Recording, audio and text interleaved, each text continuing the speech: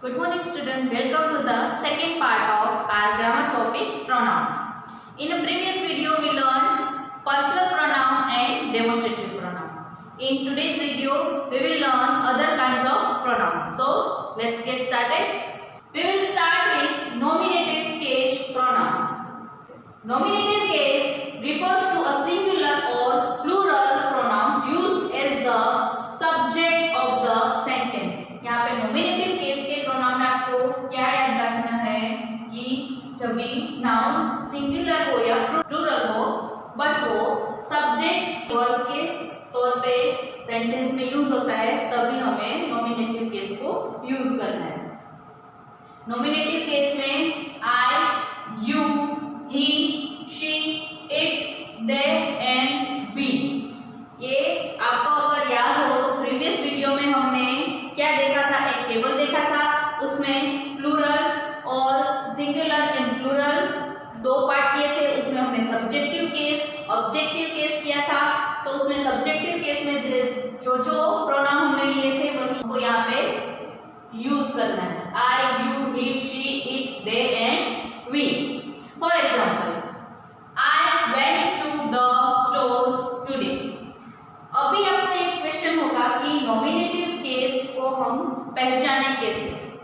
जब भी सेंटेंस में ये प्रोनाउन है वो सब्जेक्टिव केस में मीन्स डूअर, जो कर्ता के रूप में वो क्रिया कर रहा है, तभी हम नॉमिनेटिव केस को पहचान सकते हैं। फॉर एग्जाम्पल, यहाँ पे हमने देखा I went to the store today.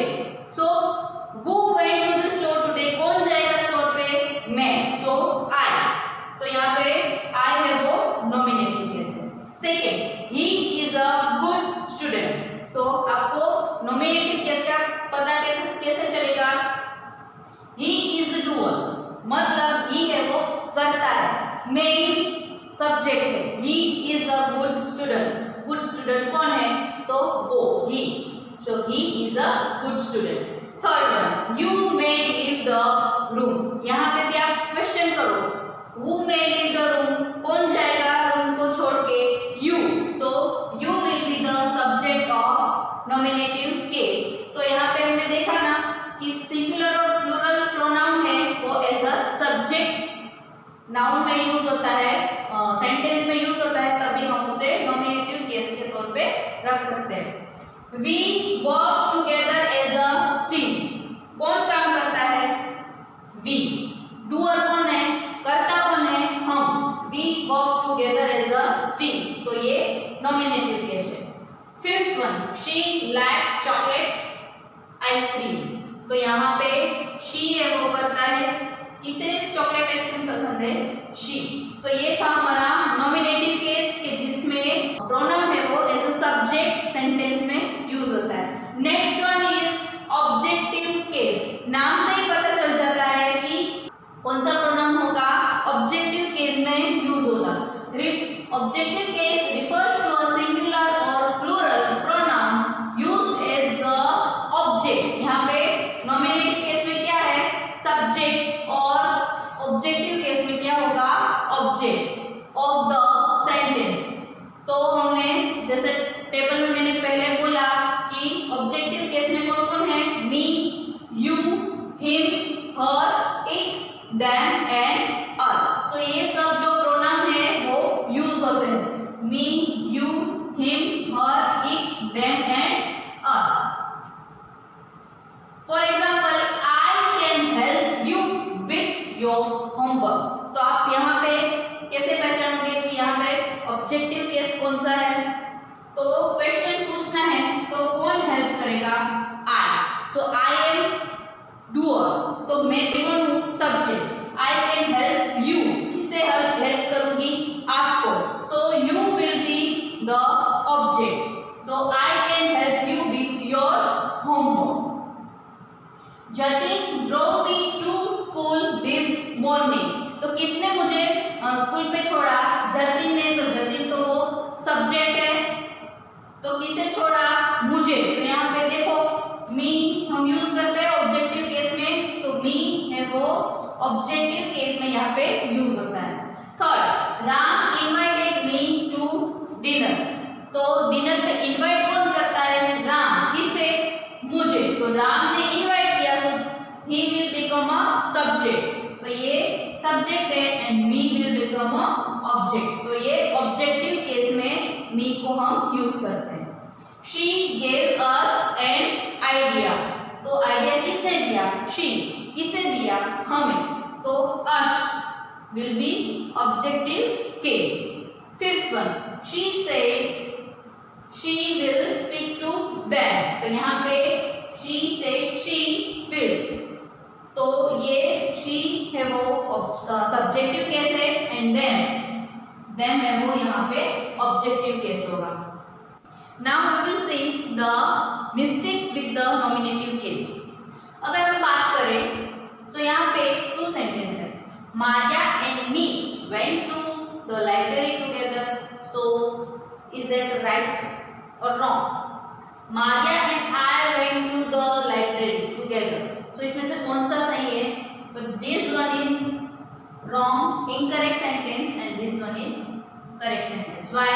Because यहाँ पे अगर बात करें हम मी, तो मी है वो हमने देखा ऑब्जेक्टिव केस में यूज होता है, तो Maria and me that is wrong. Maria and I will come to subjective case, मैं, मारिया और मैं, दैट मीन्स हम सब्जेक्टिव केस में है, so Maria and I went to the library together. So यहाँ पे आपके बुक में ही एक सेंटेंस है, Maria and I went to the library together. यहाँ पे आपको याद रखना है कौन लाइब्रेरी साथ में जा रहा है, मैं और मारिया, so I not me, me objective case में यूज होता है। Second, the teacher gave the books to Harry and I, again second sentence, the teacher gave the books to Harry and me, इन दोनों में से कौन सा सही है? तो ये वाला है वो गलत है और this one is right, because यहाँ पे हैरी एंड आई, तो ये हमने देखा कि आई सब्जेक्टिव केस में ही यूज होता है एंड मी है वो ऑब्जेक्टिव केस में यूज होता है। तो यहाँ पे देखो कौन दे रहा है? तो टीचर, तो टीचर है वो डूअर है, करता है, तो टीचर तो सब्जेक्ट ऑलरेडी है, तो अगेन हम यहाँ पे as a subject Harry and I को नहीं ले सकते।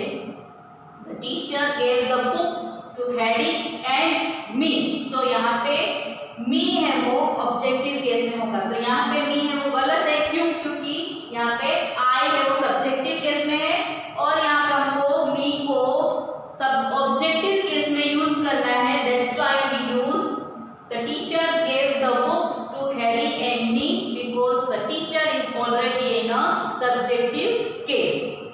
Move forward. Third one, possessive case. When we use possessive case? Possessive case refers to pronoun that shows possession. वो possession दिखाते हैं। For example, यहाँ पे हम देखें टेबल है, first person, second person and third person, singular.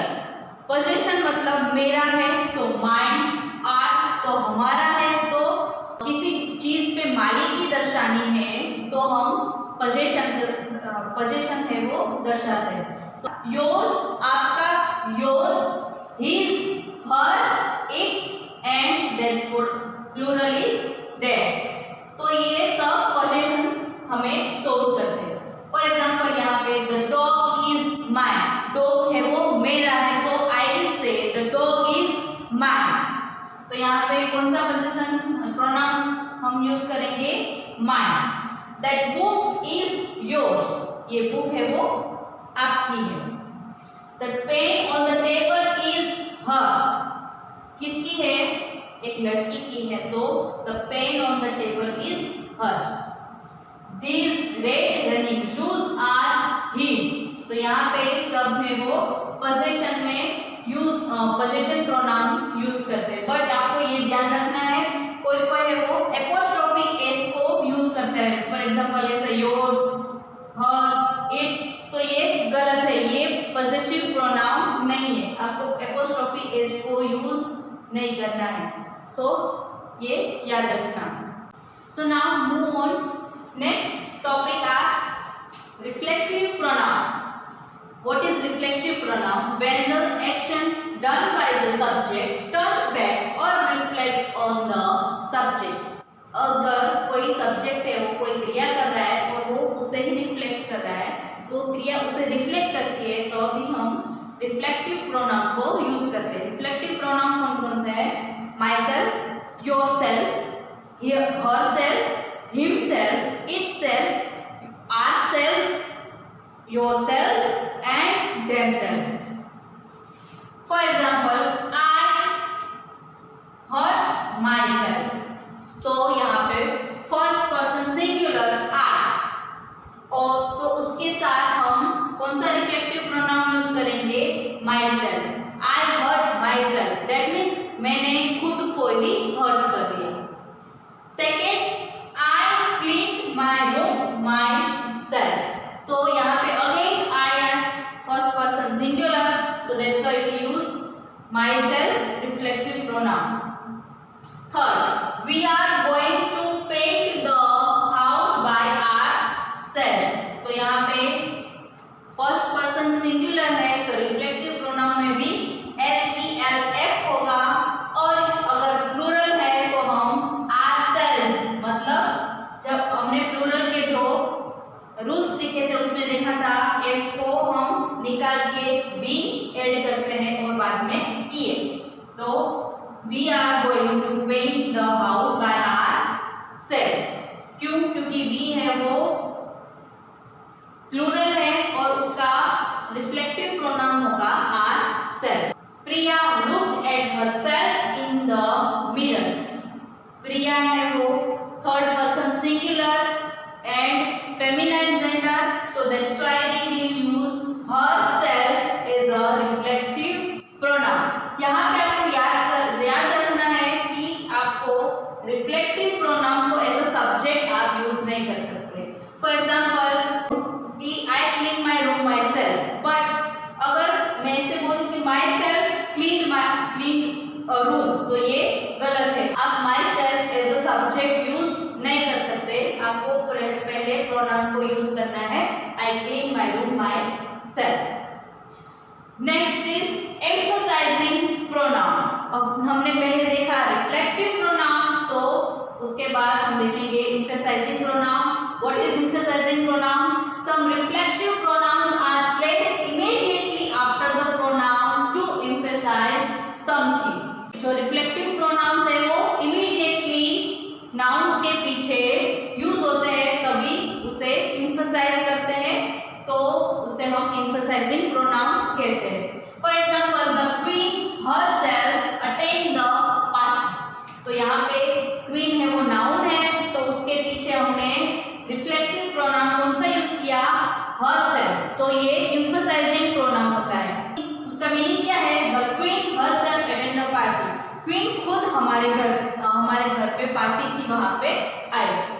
Second, they themselves admit their mistake, उन सबने अपनी मिस्टेक खुद एक्सेप्ट की, so they third person plural, they and themselves will be reflective pronoun of they, so they themselves admit their mistake, he himself told me this, यहाँ पे ही है वो third person singular, तो उसका रिफ्लेक्टिव प्रोनाउन होगा he himself told me this, उसने खुद आके मुझे ये बात बताई। अगर आप we ourself assemble this model, तो वी है वो प्लूरल है, तो उसका रिफ्लेक्सिव प्रोनाउन होगा आवरसेल्व्स, तो we ourself assemble this model. So पहले रिवीजन कर ले, what is reflexive pronoun? When the action done by the subject turns back and reflect to them, means के सब्जेक्ट कुछ करे और वो